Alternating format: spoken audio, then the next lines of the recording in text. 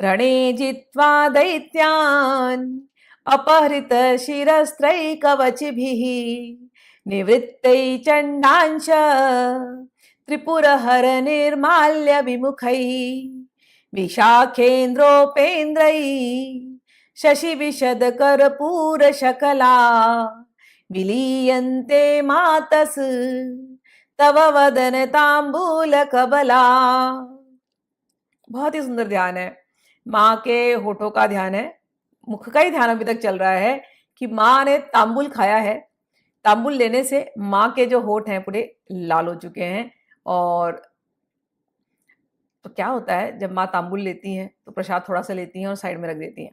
तो कह रहे हैं यहाँ पर उन्होंने कि जब बड़े बड़े सैनिक जैसे कि इंद्र, उपेंद्र और ये लोग जब आए आपके सामने, जब वो लड़ाई हुई थी भंडासुर की लड़ाई, या कभी भी इतने राक्षसों के साथ, इतने असुरों के साथ लड़ाई तो होती रहती देवताओं की, जब देखो तब स्वर्ग के लोग असुरों से लड़ते रहते हैं। तो जब ये लोग लड़ते हैं स्वर्ग के लोग, फिर जब वो जीत जाते हैं तो ये तो सब आपके ही अंश हैं, तो आप ही के बच्चे हुए। तो जीत वीत के जब आते हैं, भैया हम लोग आ गए, असुरों को हमने हरा दिया, जैसे ही वो आते हैं, आ करके आपके सामने आते हैं तो आप बड़ी प्रसन्न होती है। अच्छा, और फिर वो अपने अपनी बातें सुनाते हैं, हमने ऐसे लड़ा, हमने वैसे लड़ा, आप ही की शक्ति थी, और माँ बड़ी प्रसन्न होती है।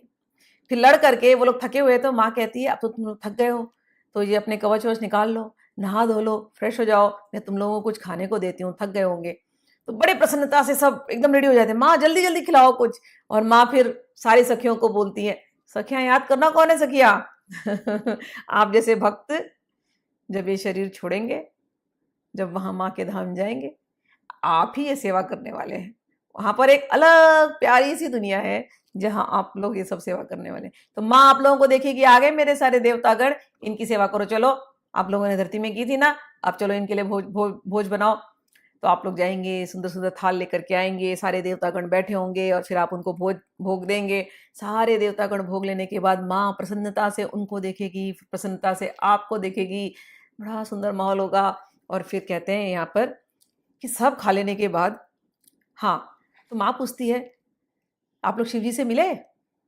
तो देवता कहते हैं हाँ हम गए थे, लड़ने के बाद जब हमारी जीत हुई थी हम पहले शिव जी के पास ही तो गए थे, लेकिन हम वहां गए, हमने सोचा भूख तो हमको वहीं लगी थी, हमने सोचा हमें कुछ मिल जाएगा वहां पर, लेकिन वो शिव जी का जो चंड है, शिव जी कहे कि अरे मैं आप लोगों को देना तो कुछ चाहता हूं लेकिन मैं क्या दूं मेरा जितना निर्माल्य है ये तो ये चंड ले लेता है। तो चंड ने सब ले लिया, मेरे पास तो कुछ है नहीं, मैं तो वैसे ही फक्कड़ हूं। तो तुम एक काम करो, जाओ अन्नपूर्णा के पास जाओ, वही ललिता, वही अन्नपूर्णा, वही राजराजेश्वरी तुम्हारा पेट भरेगी, तुम लोग वहां जाओ। तो हे माँ हम आपके चरणों में आ गए और अब बहुत अच्छा लग रहा है, लेकिन माँ अभी भी हमारा दिल भरा नहीं। तो माँ बोलती दिल नहीं भरा क्यों? माँ पेट भर गया लेकिन दिल नहीं भरा क्यों? माँ वो एक चीज। माँ बोलती क्या चीज? अरे माँ आप मुस्कुरा रहे हो ना, तो जो लाल लाल दिखाई दे रहे ना, वो लालिमा जिससे आई ना, वो चीज चाहिए। माँ बोलती क्या चाहिए? बोले अरे माँ ऐसा खाना खा लिया उसके बाद तांबुल तो बनता है ना, तांबुल तो देना पड़ेगा कि नहीं तो माँ बोलती है तांबुल ले आओ।